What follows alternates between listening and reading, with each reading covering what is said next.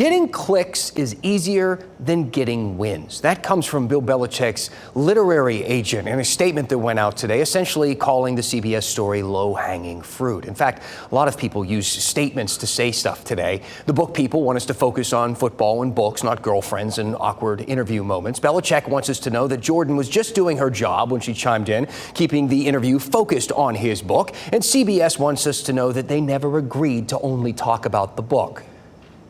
I know this all sounds like dumb internet drama, but in reality, there are some possible real consequences to all of this. For that part of the story, I spoke to WRAL investigative sports reporter Brian Murphy in a trip to Murph's Turph.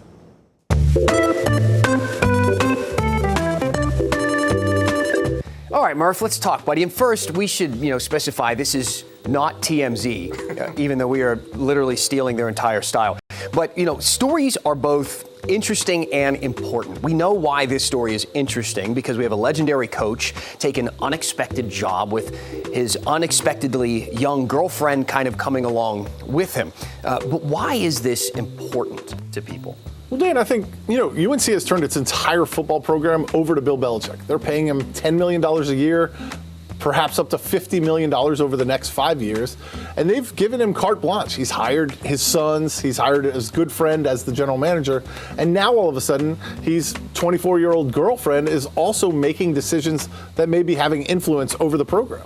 So let's talk about that just a little bit because let's give the full picture of her role. Yes, she is the girlfriend of Bill Belichick, but she also does operate in a professional capacity and did so even before he took this job with UNC. Yeah, she owns a bunch of companies in Massachusetts, several of them related to Bill Belichick. She also owns a bunch of trademarks that are adjacent to Bill Belichick as well. And she has made, she's made her career out of being a social media influencer. She has a big following, and now she's clearly playing a role in public relations. And we see that with emails particularly. Yes, we've seen Bill Belichick ask that she be CC'd on emails, copied on emails that get sent to him about, his image or ways they want to publicize the program. Now, emails when you're with an NFL organization, emails with your private company to private company are one thing. This is a public institution, so we can request the emails that go back and forth. And now there's this Athletic article that is claiming that those emails are kind of a smoking gun as to why UNC suddenly had the Hard Knocks deal with the NFL and HBO, and then seemed to overnight lose that deal, and the Athletic seems to be pointing the blame to her. Yeah, they cite industry sources saying that she is the reason her need for more control or her presence in the project is why UNC didn't become the first college team to be on Hard Knocks. What the emails show is that Carolina was ready. They had a press release ready, graphics ready to roll out that they were going to be on Hard Knocks, and then suddenly Bill Belichick didn't approve, and it didn't happen. We've also seen emails from her that indicate this is how we want to roll out the hire of Stephen Belichick to be the defense coordinator. She also emailed some people in the athletic department saying, hey, we need to get some comments taken down that are calling Bill Belichick a predator. So she has played a role in deciding maybe how the coverage of the program is internally.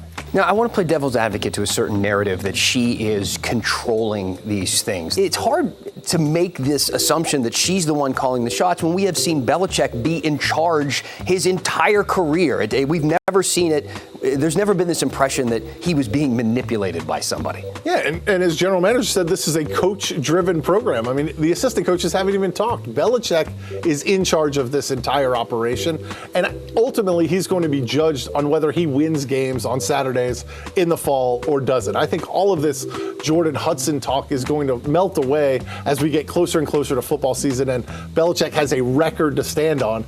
If they go 10-2 or 11-1, it's going to be one story. If they go 4-8, it's going to be an entirely different story based on what they do on the field.